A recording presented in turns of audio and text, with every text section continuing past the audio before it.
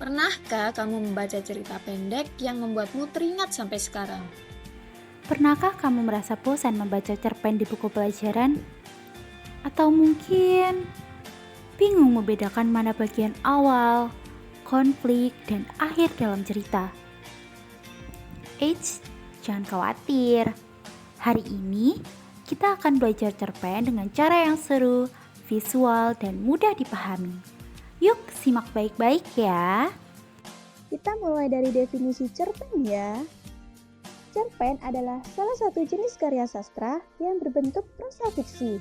Menurut KBBI, cerpen itu merupakan cerita yang berisi tentang suatu kisah dan tidak lebih dari 10.000 kata. Cerpen juga sering disebut cerita sekali duduk. Kenapa ya? Karena kita bisa selesai baca cerpen hanya dalam satu kali duduk. Ringkas, padat, dan tetap mempunyai makna yang mendalam. Kalau tadi kita sudah berkenalan dengan pengertian cerpen, sekarang yuk kita bahas ciri-cirinya. Apa saja sih yang bikin suatu cerita disebut sebagai cerpen? Yang pertama, cerpen itu singkat. Jumlah katanya nggak lebih dari 10.000. Makanya disebut sebagai cerita pendek. Cerpen biasanya bisa dibaca dalam waktu 10-30 menit saja loh. Yang kedua, cerpen biasanya fokus pada satu tokoh utama dan satu konflik utama. Jadi ceritanya gak bercabang-cabang seperti novel. Ketiga, cerpen bersifat fiktif alias rekaan. Tapi tenang dulu, banyak kok cerpen yang terinspirasi dari kehidupan nyata. Keempat, cerpen sering menggambarkan kisah sehari-hari yang dekat dengan kehidupan kita. Selanjutnya, kita masuk ke bagian penting dalam memahami cerpen, yaitu struktur cerpen. Struktur ini membentuk alur cerita dari awal hingga akhir secara sistematis. Yuk kita bahas satu persatu. Yang pertama ada abstrak.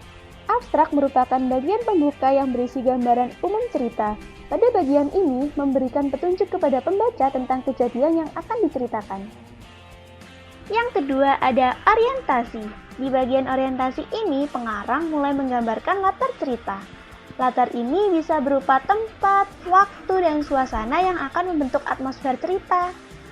Yang ketiga, komplikasi.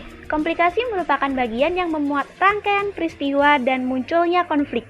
Umumnya, konflik ini berkembang melalui hubungan sebab akibat yang mendorong cerita terus berjalan. Yang keempat ada evaluasi. Evaluasi merupakan bagian penguat dari konflik. Di sini ketegangan mulai terasa dan pembaca mulai bisa merasakan klimaks dari cerita. Yang kelima ada resolusi.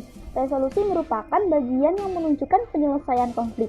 Pada bagian ini, masalah yang dialami oleh tokoh utama perlahan-lahan menemukan titik terang. Dan yang terakhir, koda.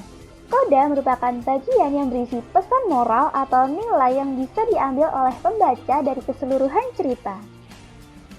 Nah, sekarang kita masuk ke bagian penting dalam memahami cerpen, yaitu unsur-unsurnya. Eits, tunggu dulu. Unsur cerpen itu ternyata ada 2 jenis loh. Ada unsur intrinsik dan ekstrinsik. Lalu, apa sih bedanya? Unsur intrinsik adalah unsur dari dalam cerita itu sendiri. Bisa dibilang, ini bahan dasar utama pembentuk cerpen. Apa saja sih contohnya? Yang pertama, ada tema. Ini adalah ide utama atau gagasan pokok dalam cerita. Kedua, amanat, yaitu pesan moral atau nilai yang ingin disampaikan oleh penulis kepada pembaca. Lalu yang ketiga, penokohan, yakni penggambaran karakter atau sifat tokoh-tokohnya. Apakah tokohnya ini baik hati, pemarah, atau licik? Keempat, alur atau plot. Alur adalah urutan kejadian dari awal sampai akhir cerita. Bisa maju, mundur, atau campuran. Lalu ada latar.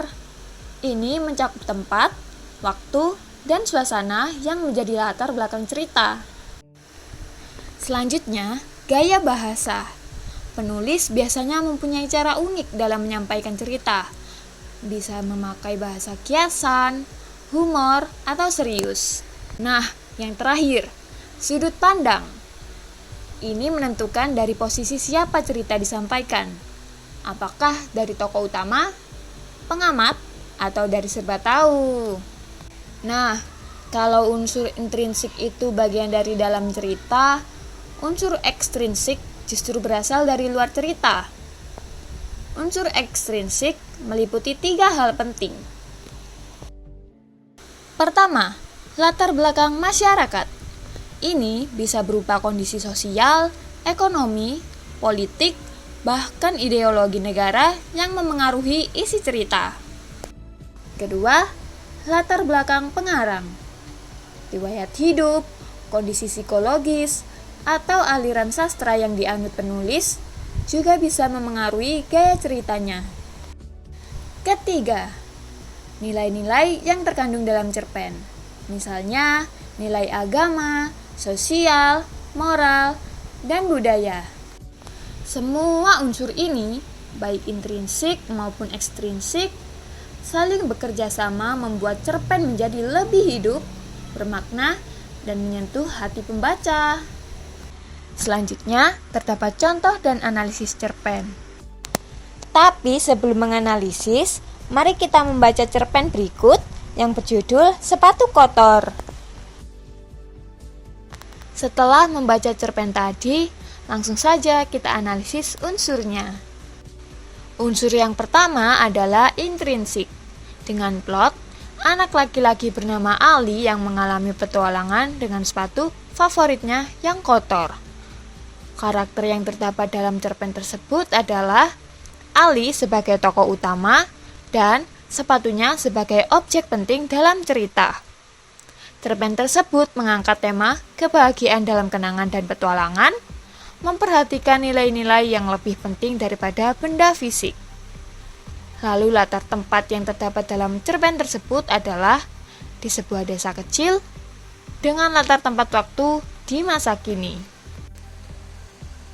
Selanjutnya adalah analisis unsur ekstrinsik.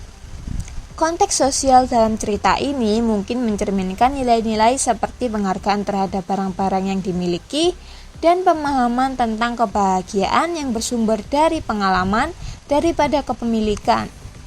Lalu konteks budaya dalam cerita ini mungkin terinspirasi oleh nilai-nilai seperti kesederhanaan dan kebahagiaan yang ditemukan dalam hal-hal kecil dalam budaya lokal. Nah, sampai di sini dulu ya materi kita tentang cerpen. Mulai dari pengertian, ciri-ciri, struktur, unsur-unsur, sampai contoh dan analisisnya, semua sudah kita bahas bersama. Ternyata, meskipun bentuknya pendek, cerpen punya banyak hal yang menarik di dalamnya, baik dari segi cerita maupun pesan yang ingin disampaikan. Semoga pembelajaran ini bisa bantu kamu lebih paham dan siapa tahu juga bisa jadi awal untuk mulai menulis cerpen versimu. Terima kasih sudah mengikuti materi ini sampai selesai. Sampai jumpa di pembahasan selanjutnya. Dadah!